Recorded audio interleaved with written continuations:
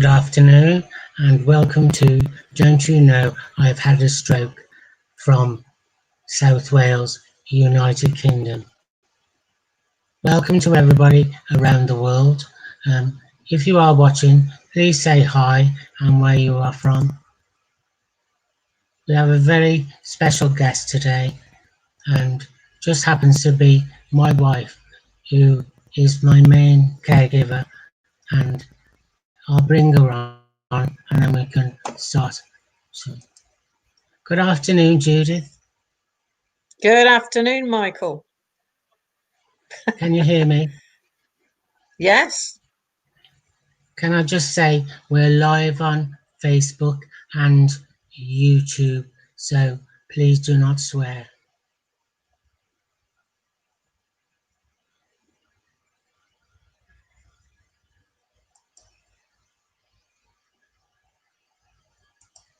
Can you see the comments on the screen? I think so, yeah. Say hi and where you're from, it says. Oh, we've got our first person watching. It's Ken and Melissa in South Carolina, USA. Hi, Ken and Melissa. How lovely. I bet it's warmer in South Carolina than it is here. I don't know. We'll ask Melissa, what's the weather like? My wife wants to know.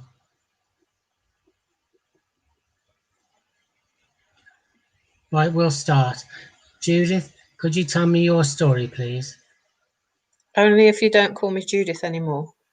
Okay, sorry, Jude. My story. Okay, so I was born in Kingswinford in the West Midlands, which is in the middle of England.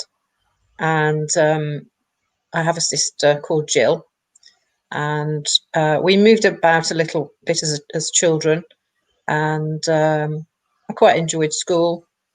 And then I left school and went to college to learn how to type and take shorthand so that I could get a job. And I worked in as a legal secretary for quite some years until I met you and had the children. So a legal secretary in murders or something? No, not usually. House sales, real estate in the States, it's called, isn't it? So real estate, probate, yeah, all sorts of different things, accident claims, that kind of thing, personal injury, a little bit of criminal and a little bit of family. But so yeah, Lynn's just joined us from Pennsylvania, USA. We know a song about that, don't we? We do. I think. Don't sing. Yes, we do. No, I won't sing. That'll turn everyone off. Hi, Lynn.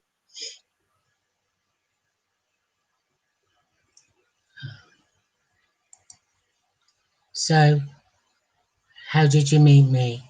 How did I meet you? Well, I was dragged along to a local operatic society by my sister to get out, meet people and have fun and that sort of thing. Well, I wasn't really going on the stage type, so I would help backstage and do admin and that kind of thing. So one year you came along to audition for, what was it, Pirates of Penzance? And that's how I met you, and you kind of melded into our little group of friends, and things went on from there, didn't they? So basically, you auditioned me. I auditioned you for the part, yes.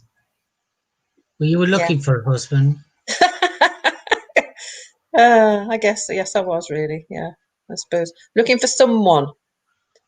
Anyone. Aloha from Inglewood. Ah, that's Salud and Tom. Yeah. Hope Tom's a bit better, Salud. Well, we are sending love and prayers, and believe me, I've got the right wife to send prayers. Oh, and good old Jerry's turned up from Austin, Texas. Oh, lovely. I'd like to go to Austin, Texas, actually, to have a look. Will you be going on your own because I can't fly? There we go. Right, so you auditioned me for a husband, and so what happened after that? Did we get married? We did eventually. I think we met. I was trying to figure out when it was, and I think it must have been 1989. Does that sound about right to you? And then we were married. Oh, look at that! We were married in 1994, and that's my sister in the dark pink dress, and I'm in the light pink dress. And you look very handsome in your frock coat and your top hat. Don't forget the cane. And your cane, yeah. Yeah, it was a lovely, enjoyable wedding. And we had fun, didn't we, that day? It was a good fun day. It was. Yeah, nice bright day as well for April. Because my sister got married in April some years later, and it snowed, didn't it? Do you remember? I do, yeah. So yeah, we got. Sorry. Jerry says you may have to take a boat. Well, he could cruise across the Atlantic, couldn't he? It'd take him about a week, I think, and get to New York, and then he could get on a train or something. Yeah, or go down to, I suppose, down to the Gulf of Mexico and go to Texas that way. Right. That'd be nice. So that's the wedding. What happened then? What happened? Well, we got married, and I got pregnant fairly quickly, and you went off to Glasgow to work, didn't you? Left me behind. I left a pregnant woman. Yeah. To move to another country. Yeah. So you went off, and by the time Alice was due, which was our first child, Alice, you came back for the paternity leave, and we had Alice, and then it all happened really, really quickly, because this is Alice here. When she graduated, look how thin you were, Mike. Look how thin. Yeah, you lost so much weight when you were ill. So much weight. So we had Alice, and then all of a sudden you were moving jobs, and instead of going up to Scotland, we went to the northwest of England, into Chester, which was lovely because we met some wonderful people up there and had such a lovely time. We met Debbie and Ian up there, and lots of other people. So, it was a really a good time, wasn't it? But we weren't there too long before you changed your job again, and we went back to the Midlands, and then we went back up to the northwest again, and we thought we were going to stay there, didn't we? And by this time we'd got Nathaniel, who came along in 1998. See, he's 22 now, and then we thought we were settled where we were living in Pensby in the northwest of England, and then we just had Neil in 2002, and you came home and said, "Oh, that's a nice picture, isn't it? That was 10 years ago. Can you believe that? That was 10 years ago at my 50th birthday party." What? Does that mean you're 60 now? I'm 60 on Monday. Oh. Yeah, that's terrible, isn't it? So, yes, you came home and said, "I think I'd like to try out for the new IKEA store that's opening in Cardiff." And I said, "Oh, I've never been to South Wales. That might be nice." I said, "Well, give it a go, and if it's meant to be, you'll get the job, and that'll be it." So, and you did. So you got the job, and off we toddled down to South Wales, and we came to Llantwit Major, and we haven't moved. We've stayed here. This is the longest we've been anywhere, and it's a lovely place to live because the people are lovely, and it's by the sea, and it's by the countryside. Even if it does rain a lot in Wales, it's a lovely place to be. So yeah, we were here. We've been here for ages. All through the kids have had all their schooling here, so that's been good, consistent for them. And then, of course, you had your stroke. Can we go back? You Yeah. mentioned Neil. And do you want to tell a little story about Neil? I don't know. I haven't asked his permission. Neil's the baby. He was 20 last month, so he's the youngest. And after we'd had Nathaniel, Mike kept saying he wanted another child, and I kept saying I don't really want to be pregnant again at my age. And so we discussed if we could foster, and we applied, and they started us with the training and that sort of thing. And then they asked us if we'd like to adopt. So we said, oh yes, okay, we'll do that then. And that's how Neil came into our home. And he's a lovely son, and he's our youngest. So so where does that leave us? Oh yeah, we're here. And so what do you want to talk about next? That faithful day at the seaside. At the seaside. Yes, we'd it was the summertime in 2016, and it was a nice summer, and the kids didn't want to go away. So Alice was still at university, so she was away anyway, but the boys didn't want to go anywhere. So I said, well, look, we'll have some days out. Hi, Bethan. So we'll have some days out. And we decided to go to Penarth, which is just down the road from here, down the coast, and it's a nice seasidey town near to Cardiff. So we went there, and we had a little wander round, and we went on the pier and sat in the sun, and then we had some lunch, and we wandered around a bit more, had a look in some little shops, and then it was time to go home. It was sort of about 3-ish, something like that, 3:30, and we decided we'd had enough and we'd go home. So we started to walk back, and it's on the flats, the front, and where the pier is and everything. But then the one end of Penarth goes up a hill, and we'd parked up there. So we were carrying on walking towards the car, and you had to stop so many times because you were out of breath. I was thinking, blimey, he's really out of condition. He's not doing any exercise. He needs to do a bit more exercise and get fit. So, and I didn't really think anything else about that. And then a couple of days later, you'd got what you thought was heartburn.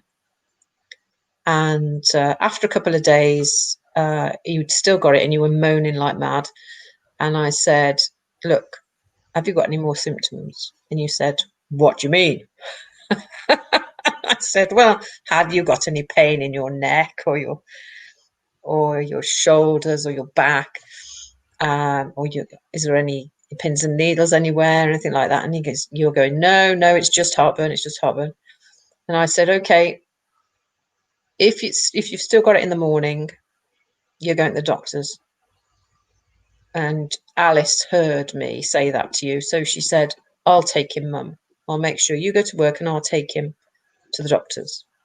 So that's what happened. And I was in the kitchen at work, and the phone rang, and it was Alice to say, Mum, you have to come because they've called an ambulance. They're going to take Dad to hospital. They think he's had a heart attack.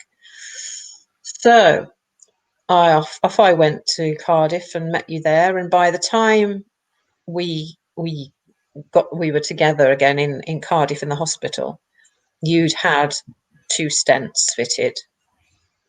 Was it 2 first and then 1 more, or 1 and then 2? I can't remember. Buy one get one free on the first day. Oh yeah, okay. Anyway, so they put your stents in, and they kept you in hospital for 10 days, and then they were letting you out, and the sister said she wasn't really keen on you going home, but the doctor had said it was fine. So she said to me, if he's got very low blood pressure, we can't bring the blood pressure up. It just seems normal for him. However, if he gets dizzy or if he falls, anything like that, don't hesitate, call an ambulance, and he can come back in. So I said, okay, fine.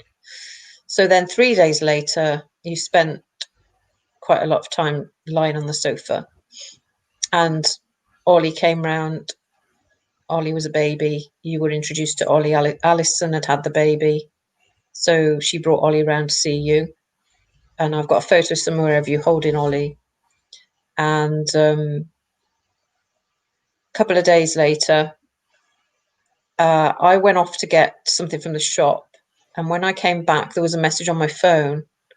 I was in the car, and it was Nathaniel saying, "Mum, hurry up. Dad's fallen off the sofa and he can't get up." So I rushed into the house, and you're on the floor with a pillow under your head. Nat's looking after you. The dog's looking after you. And I was talking to you, and I said, "Can you try and move? Can you try and move yourself back towards the sofa, and we'll try and pick you up?" And you said, "I don't think I can do that." And you had to go, and you couldn't. And I said, "Right, I'm phoning an ambulance." And I phoned the ambulance, and they came, and they took you to the hospital, a different hospital, one a bit closer.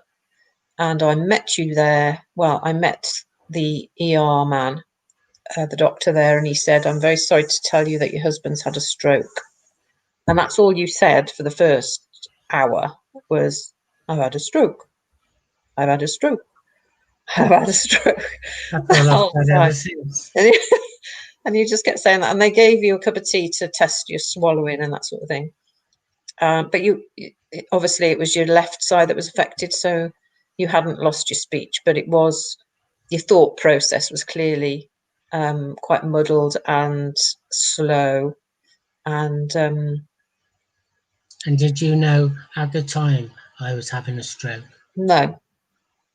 I automatically, no, because there was nothing in your face to suggest that you'd had a stroke. You were speaking and you were moving, but obviously you couldn't move very well. But because there was no obvious sign in your face, it never occurred to me. And also because the nurse had said to me, "He's got very low blood pressure, he might get dizzy and fall over, and if he does, phone the ambulance." And so that was foremost in my mind, that's what it was. But of course it wasn't.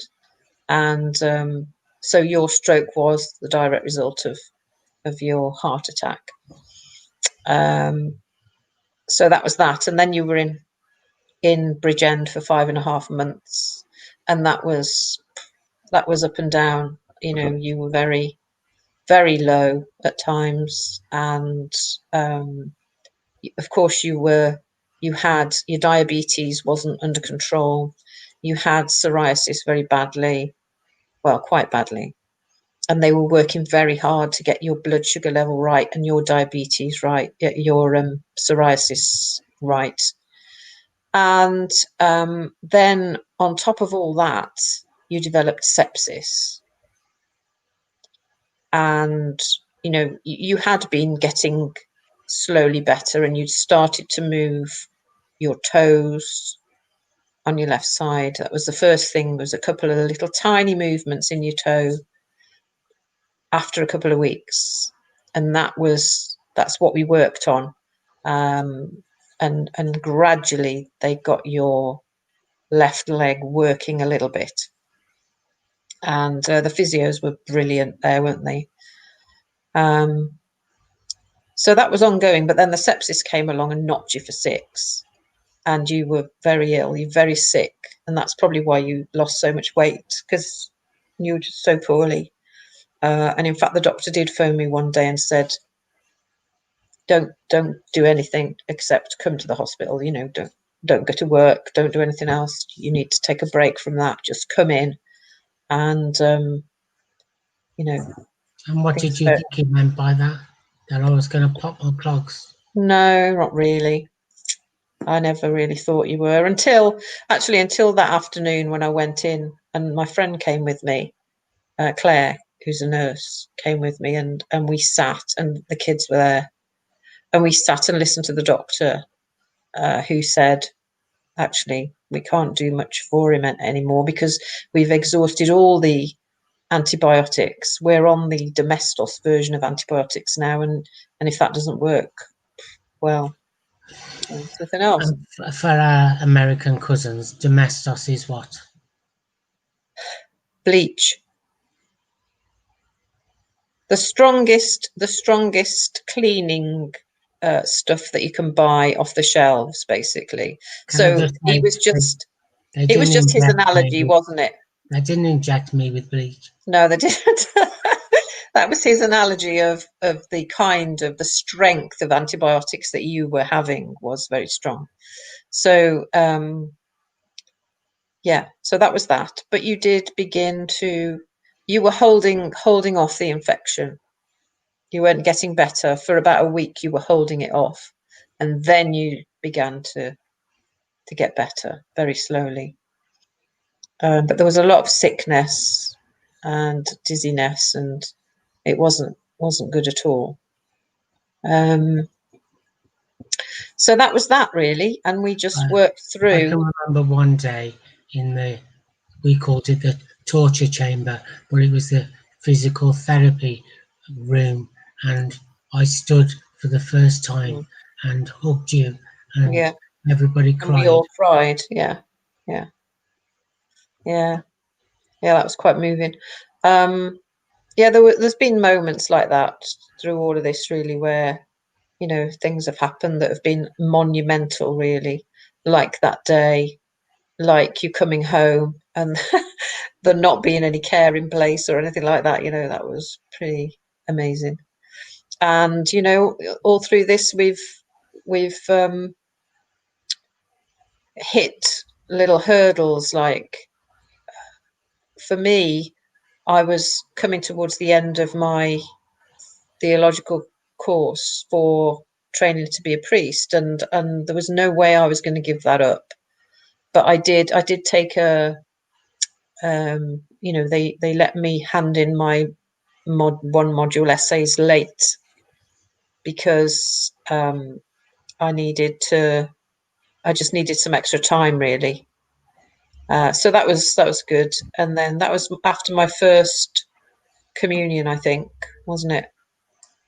That was my first communion as a priest. You managed to cope with learning to be a priest and having a husband who was dying in hospital? Well, I never really believed that you would die because you're a stubborn what's it, and and I just didn't really think that you would. I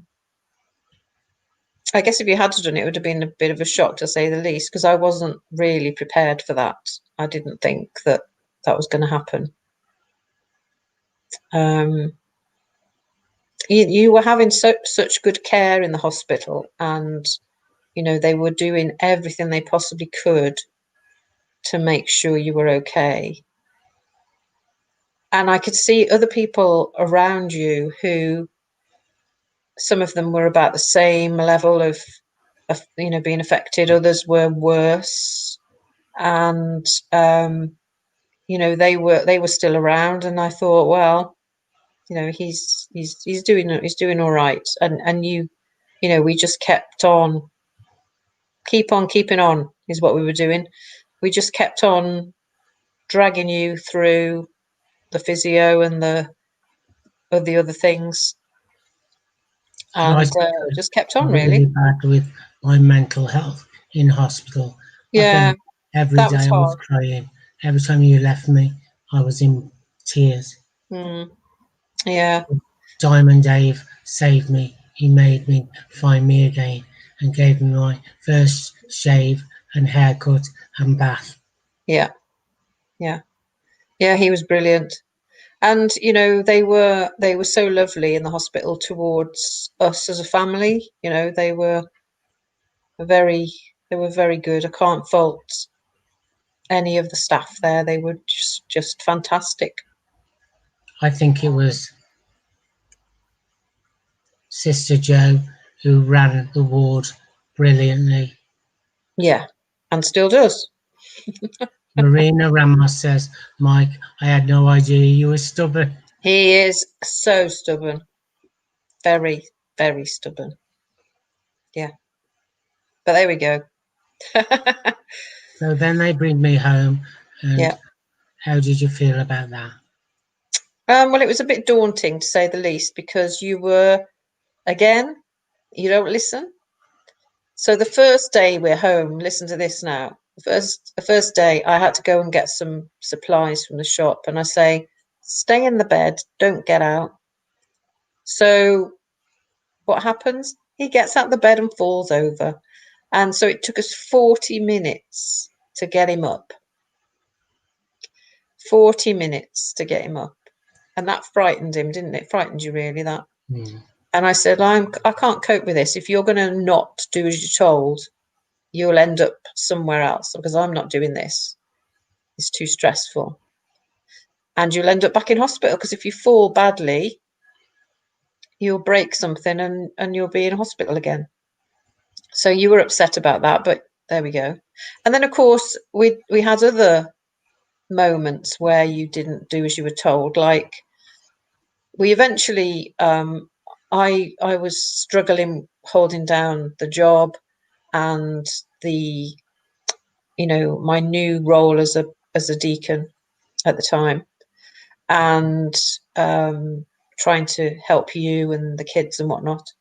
So eventually I thought, I'm going to stop work for 6 months and see where we are after 6 months. So yeah, he is a plonker. You're absolutely right, John. He's a A1 plonker. So I stopped work for 6 months, but then I soon realised that actually I couldn't really cope with going back to work at the time. You're right, Marina. What man does listen? They all think they know best, don't they? So I eventually gave up work after 2 years of wondering what to do.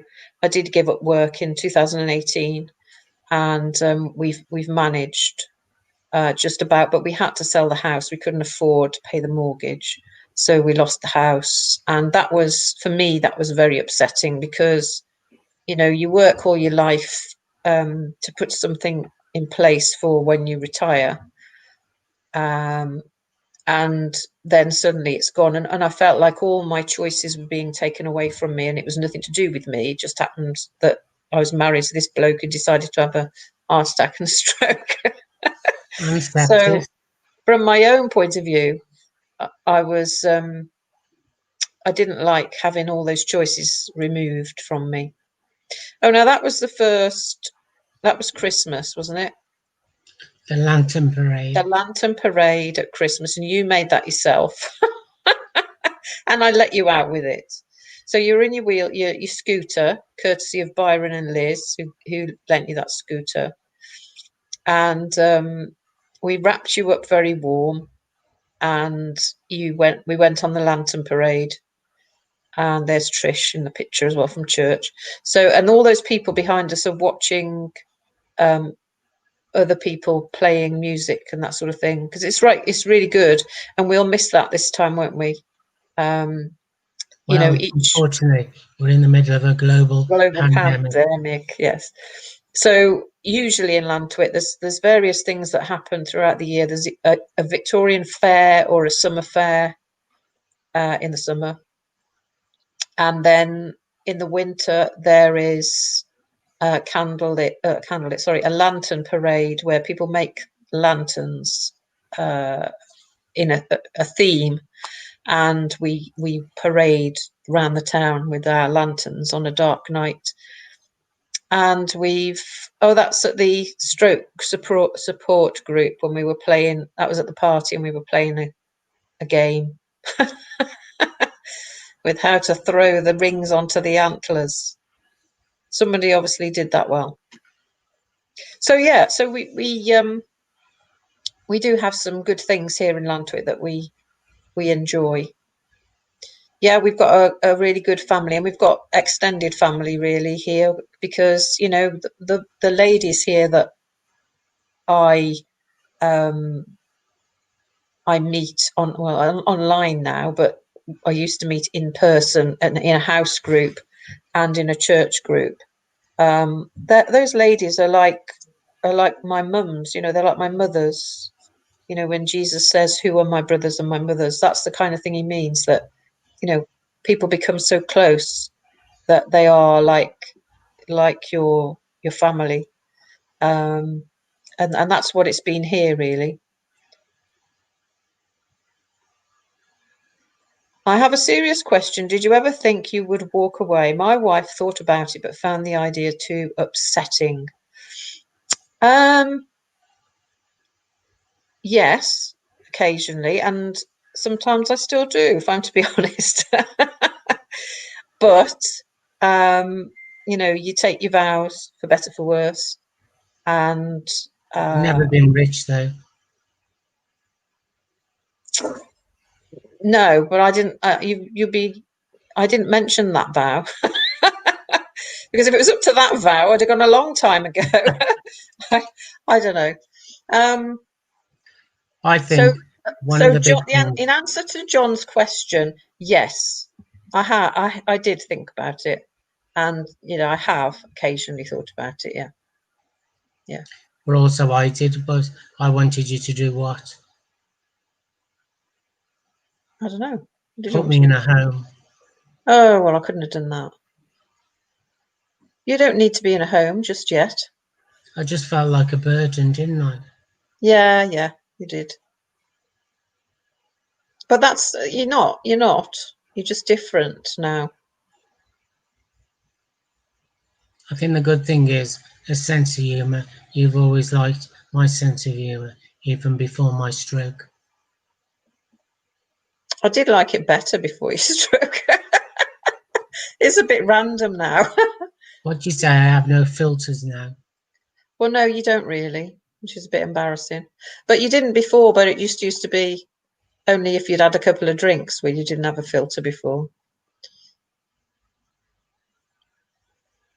So what else would you like to know? I'm going to bring up some pictures and I want you to tell me the story behind them, please. Okay. Oh my goodness. This is at Barry Bados. This is at Barry, which is where the town where Gavin and Stacey is filmed in part. And it's just up the road from us. And it's a lovely seaside town. So they've got these beach wheelchairs so that disabled people can go onto the beach, which is great. But you can't see in the background, there's these huge ramps. Where those people are sitting to the right in the background, that's the beginning of a ramp, but it goes quite steep up to the top where the brollies are. And whilst it's quite relatively easy to get down onto the beach, it's flipping hard to get back up again. So Mike is quite heavy now, and the wheelchairs are heavy, and I just physically could not take Mike back up the ramp. So this little lady said to me, "Would you like some help?" And I was thinking, well, two of us might manage it, but she wasn't talking about herself. She called her husband over, and he was a big strapping bloke, and he managed to push Mike up the ramp, but he struggled. It's quite hard, actually. But at least it allowed you to be on the beach with your dog, didn't it? I just love the beach. Yeah. I think you're talking about me, not you. Yeah, I know. In the picture, when he's on the beach, you mean, don't you, Beth? I don't know whether I was smiling. Yep, there you go. Grinning. Absolutely right. So what's the next picture then? Now that is obviously before you had your stroke, because you're standing up straight. And I can't think of the time that was. Do you know what time it was? It was around Valentine's Day. Was it? Because there's a big heart in the background. Yeah. Yeah, but was it the same year as you had your stroke, or was it before then? I can't remember. I've had a stroke. No, I can't remember either, and I haven't had a stroke. So that was a few years ago, and it was in Ilted's 216, which is like a bistro in the town here, which is very nice for a meal. So we'd gone there to have some food, and it was very nice, wasn't it? This is one of my favourite pictures of you. Oh, yeah.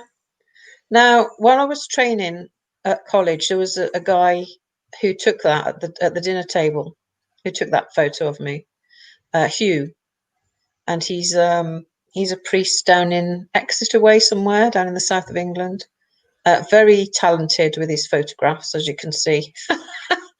He did a good job there. But that was when my hair was a bit longer. I decided to grow it a little bit. I think the colour's changed now as well. And the colour's changed, yeah.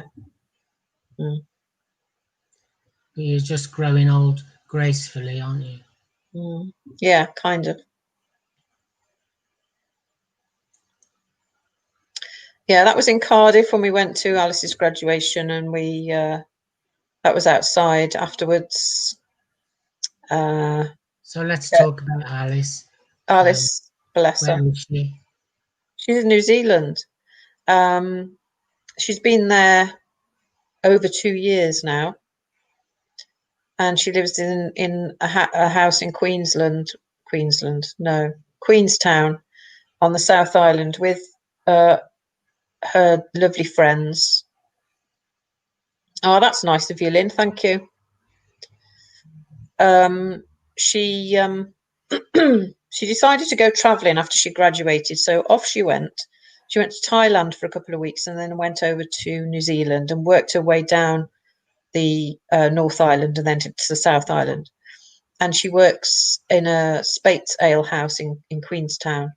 And she's got some fantastic friends, some lovely people there. Josh, her boyfriend, and her lovely friend Sammy. And actually, Sammy's back in Britain now, but some lovely friends. And you were lucky enough to go over there, leaving your husband who'd had a stroke behind. Yeah. Well, my lovely dad, said to me, "Now sit down. I want you to know that you can go and see Alice. I'm going to give you the money, and you can go and see Alice, because I know you haven't seen her for some time." So I was overjoyed that my dad was able to do that for me, and so I went, ditched my family for a couple of weeks, and went over to New Zealand, which was awesome. It was so lovely. Alice had organised various things for us to do. We had a little road trip. And it was just so nice to be able to spend some time with her and just see what a lovely place she lives in. And I never thought I'd get to New Zealand. It's one of those places that you think, oh, I'd love to go there. Never thought I'd actually go, but it's just a gorgeous place. And it was just so nice to spend time with her and meet such lovely people and such generous people. One of Alice's friends, Cherie, invited me to stay in her holiday home there that she lets out. And, that was incredibly generous. And she was a lovely lady. And we had a couple of nights out that were really nice. And, I met some lovely, lovely people there. It was great. I loved it. Absolutely loved it.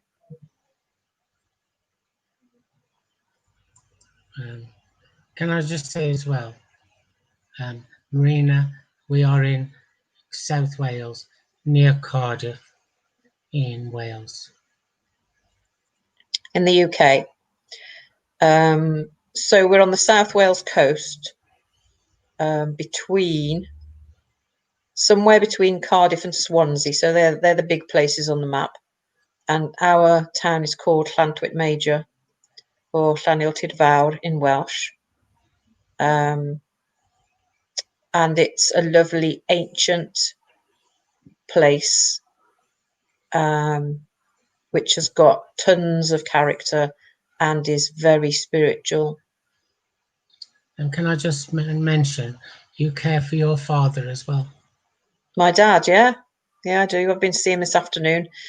My dad, after my mum had died in 2003, I think, or 2, one or the other. I spoke to my dad couple of years afterwards and said, you know, if anything happens to you, Dad, I'm a long way from you to come back and look after you, and I work, and it's just very difficult.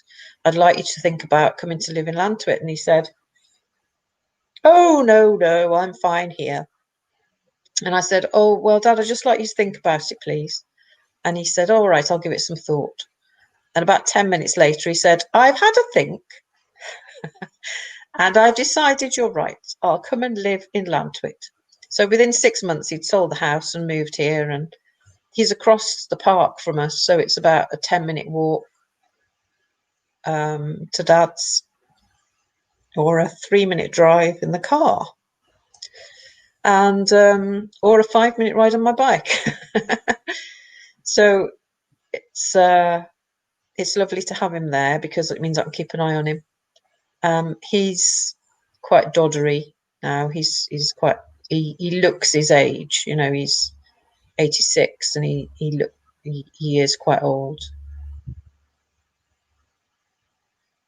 Marina's got relatives in Germany, so that's interesting, isn't it? That's lovely. Have we been to Germany? We haven't been to Germany, have we? No, been to France. France, Belgium, been through Luxembourg, Italy. We haven't been to Germany. We'll have to rectify that. Who's that? No, I'm not on that picture. No, that's Kerry. You're the one in the blue. I am, yeah. And Kerry. And who's the other guy? Harry is my sister. Harry. Flipping heck. That's Harry. Oh, well. There we are. Kids were embarrassed, weren't they? Coming to see me. I'm not surprised. Yeah, the kids don't like you dressing up like that. It's hysterical, really. It's very funny. But you can take the picture down now. I was quite famous in Llantwit. Infamous, I'd say. Yeah. And can I ask a silly question? Obviously, you're a priest. Is faith very important to you? Yes, Michael, it is. It's very important. It's not just something that you do on a Sunday. Contrary to popular belief, priests don't just work on Sundays. Now, I'm in the very fortunate position of not being full-time, because I've got lots of other stuff going on. So I'm a self-supporting priest, which is okay, because you know, we are looked after in other ways. But what was I going to say? My mind's gone blank. Yes, I'm a self-supporting priest, and I work part-time. So I've just moved to a new parish, which is in the next door village of Cowbridge and the surrounding villages there. And I'm just beginning to learn, you know, what's required of me there, and what role I can fulfill in that place. And I've got a couple of services on Sunday, and, you know, some services over Christmas, and I'll get involved with whatever I can there. But it's not just for Sundays, is what I was trying to say. It's a way of life, isn't it? It's your busiest time of year. What, Christmas? Is your Easter. busiest time? Easter. Oh, Easter. Mm. Please tell me the story of a lady in lockdown who phoned you, please. Oh,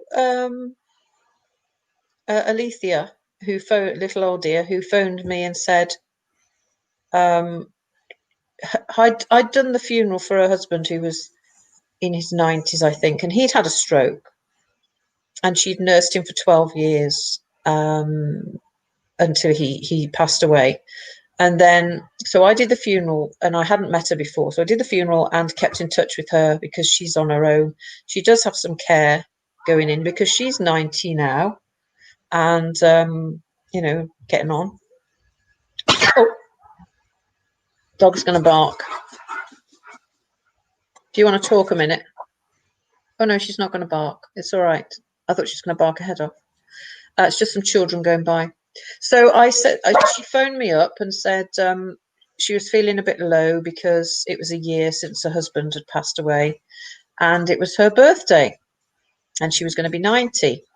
And you know, we were all locked down. We couldn't really do much.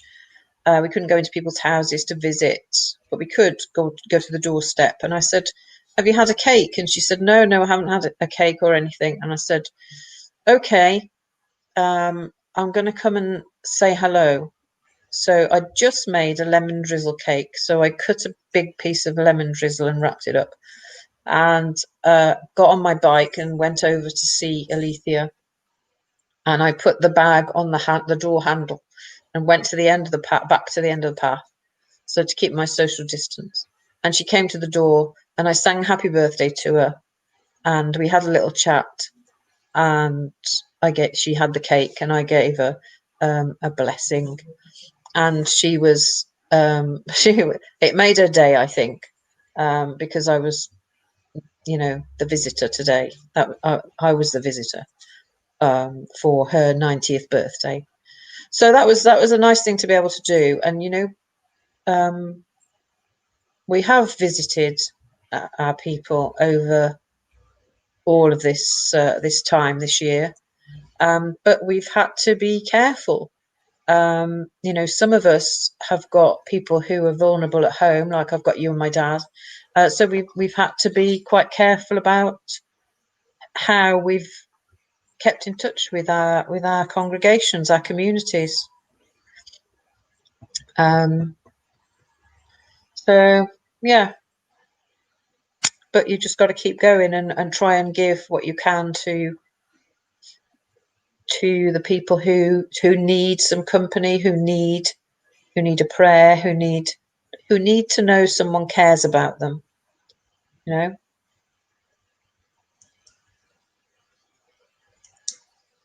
So that was Marina saying it's wonderful how many friendships we meet and have through these stroke groups. Yeah. I was on my laptop yesterday, and I was listening to, you know, you were on a group last night. Was it last night or the night before? And there was a lot of laughter and you know, banter. And I did think to myself at the time, this is really a lovely group of people who you've, you know, become part of that community. And it's great that you've got something for you, you know. And I interviewed Paul Cummings, didn't I? So, and he was very funny. I just have the thoughts of him running naked through the hospital. I don't think he was quite naked, was he? He did have a gown on. But yes, your ministry is all over now. Look how many Mike and you can reach with this journey. Testimonies of a faith in God's heaven. Yes, it's funny, isn't it, that throughout this year, our way of reaching people has changed, because, you know, we would expect people to come through the door at church, and of course they can't do that, or they can a little bit now, but you know, they haven't been able to. And we've set up like streaming services, and you know, similar to this thing here, this StreamYard program, and on Facebook's been brilliant, because our congregations are of that age range that use Facebook. You know, they're not into TikTok or whatever. Facebook is very much their chosen medium, if you like.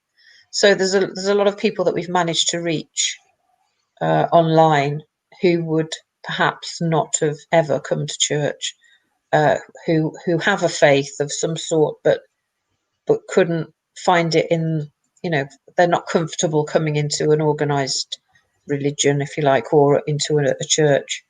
And so it's been really good that we can reach people like that. We're coming to the end now, but Jude, You want to say hello to anybody? Well, I'd like to just say to all of my groups who have been there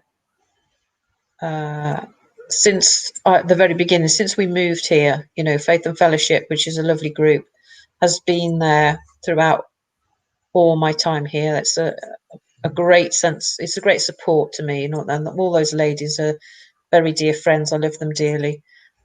So thank you to them for putting up with me. And I loved it when they brought food round. Well, yes, yeah. Yeah, you do like your food, don't you? Well, So Jude, that's it, we're really. going to come to the end. I'm not Okay. sure whether you want to just say a little prayer for us, please. Oh, that's a curved ball, Mike. Who'd have thought? Okay. Okay, so if you're still yourself, take a moment. You can close your eyes if you like. And I would say, dear Lord, we thank you for this community online. We thank you for all that we are and all that we can be. We ask for your blessing on one another this time and always. Amen. Amen.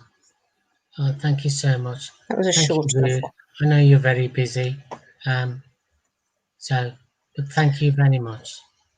This is one of the, I'm going to tell everybody now what's happened today. This afternoon, I'd been out. It's a horrible day outside, rain, mud everywhere.